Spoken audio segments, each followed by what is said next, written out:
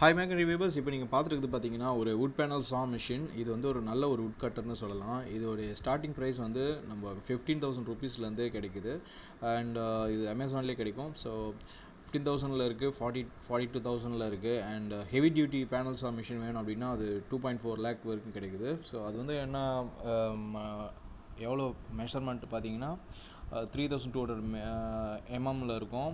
And இது வந்து 1220 mm அளவு உள்ள வுட்டை வந்து கட் பண்ணோம். அண்டு இதோடைய பிளேடு வந்து பெரிய பெரிய ரக கட்டிங்களை வந்து கட் பண்ணோம். ஸோ இது சாஃப்ட் பிளேடோடைய டயமீட்டர் வந்து 300 mm வரைக்கும் இருக்கும்.